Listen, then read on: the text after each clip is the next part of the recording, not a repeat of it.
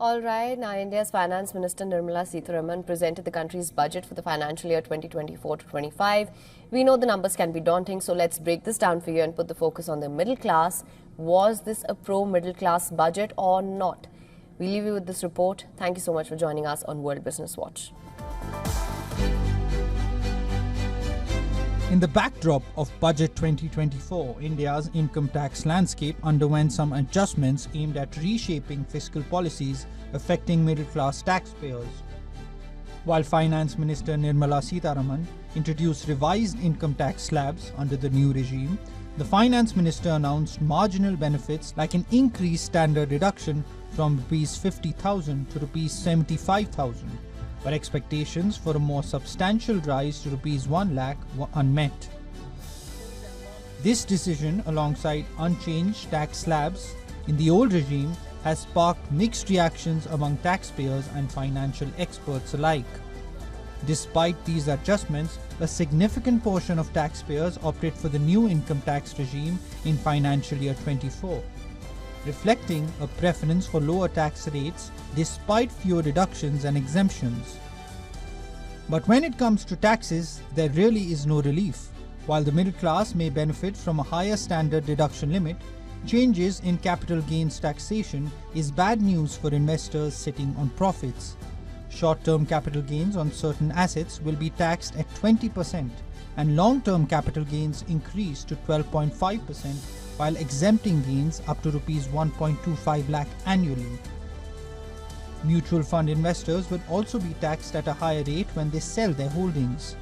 The measures aim to simplify tax compliance and boost government revenue, but concerns linger over the impact on taxpayers with substantial gains from asset holdings and the shortfall of relief measures for the middle class. The corporate tax reduction from 40% to 35% aims to stimulate business growth, yet the absence of broader tax relief for the middle class remains a focal point of discussion among economists and taxpayers. One must understand that what the government has done is that it's brought all asset classes at the same level of 12.5%. Basically, two things have been done. That is, the long-term gain tax has been kept at 12.5%. In the real estate sector, there was no indexation, but the tax was at 20%. Without indexation, now there will be no indexation, but the tax rate has been brought down to 12.5%.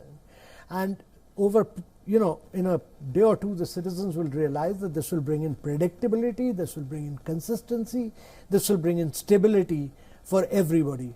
So I think it's the right balance which has been struck amongst all asset class.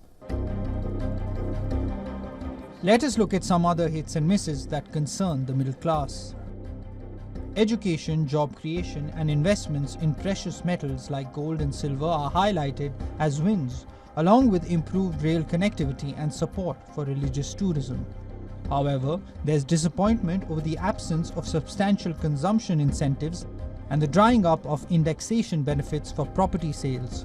Indexation benefits in the context of property sales refer to adjusting the purchase price of an asset for inflation before calculating capital gains tax, which raises the question if investment in property is still lucrative for the middle class.